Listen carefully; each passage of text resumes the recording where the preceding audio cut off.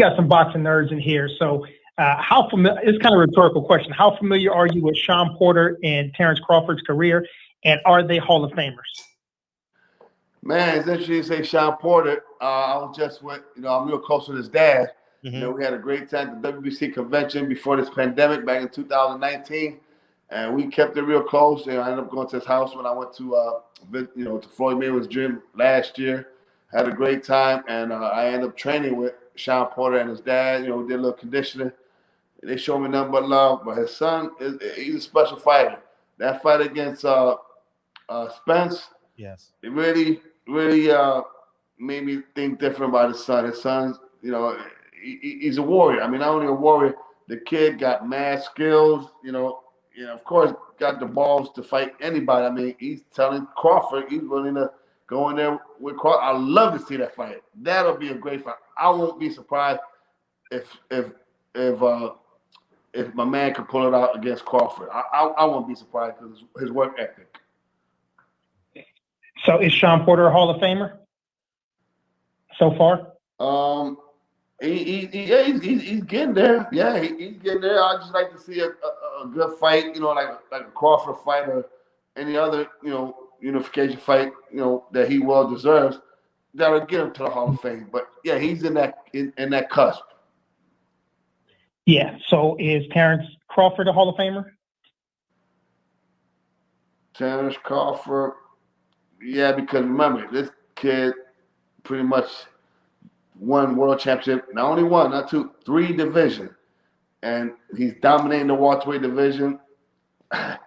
He pretty much cemented it, with his last victory.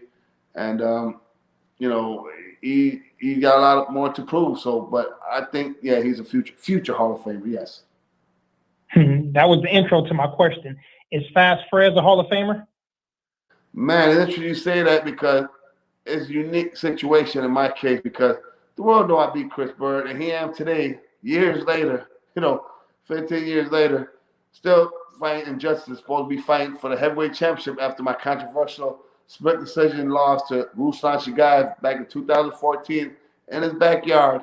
And here I am. I'm like, damn, WBA, you guys taking a piece of my history away. I mean, by being acknowledged the World Heavyweight Championship, I think it pushed me to that cusp because I don't know if a lot of you all know, but I'll be the first heavyweight championship to be a top world heavyweight challenger for the past 3 decades, man. That's unprecedented. The 90s to 2000s, the 90s, the 2000s, 2010, and here I was ranked until they took me out the rank in September, October, the WBA, when they ended up maneuvering with Don King for Brian and Char, and they took me out the ranking. So I was ranked actually, 2020. That's 4 decades. Yeah, I'll be the only heavyweight in history. Remember, guys, 4 decades of top 10 world class boxing. I should be champ. I just waiting for that acknowledgement from these damn cutthroat WBA. Have you ever held a title for the WBC? I was close. I held the WBC Intercontinental. Latino. WBC Latino. And out of all the organization, Mauricio Suleiman, but before him, his dad showed me mad love. After I knocked out the Black Rhino, I wasn't even ranked in any organization. They ranked me top 4.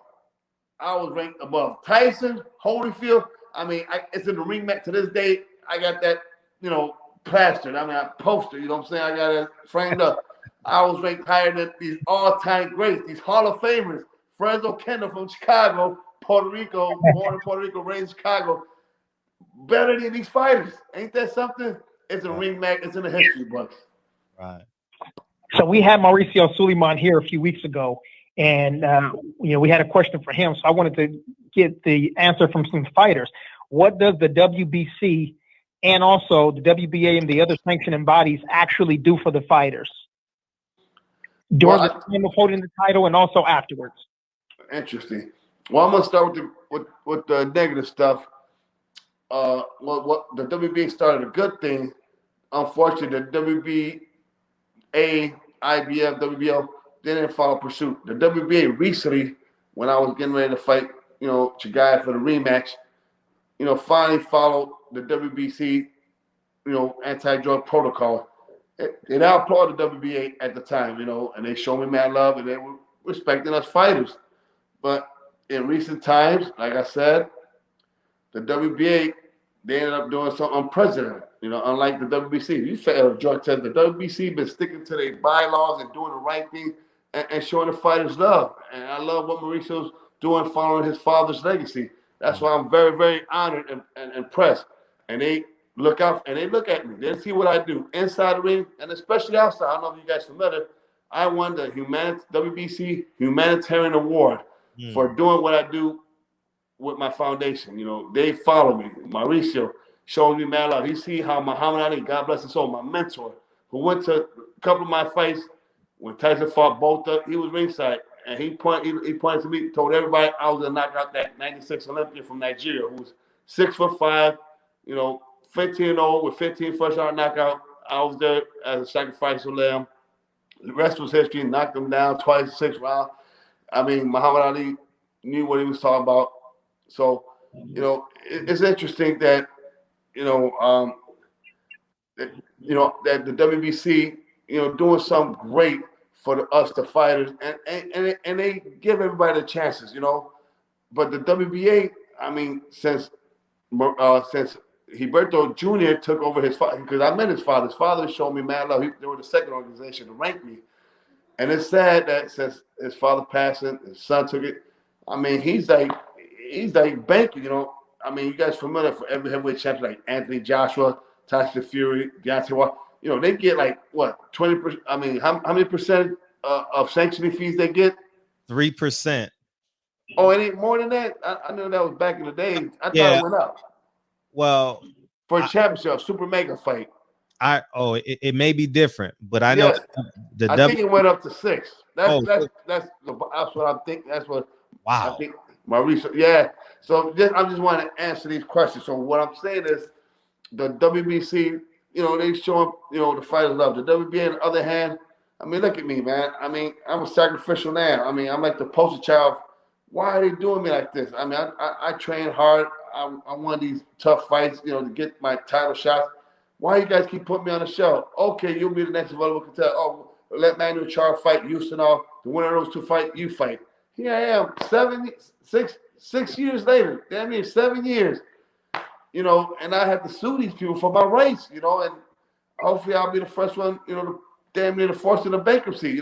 They gotta pay. They gotta pay what they owe, man. I mean, this is crazy. I mean, I want that acknowledgement. That's more first and foremost. But I acknowledge the WBC for championing us, the fighters. And like I said, I was a champion. I had my first, intercontinental champion with the WBC with his dad, Mauricio Shooter's Don Jose. He showed me mad love, but I would love to get the world WBC heavyweight champ. I was, pretty close, but again, the politics of boxing.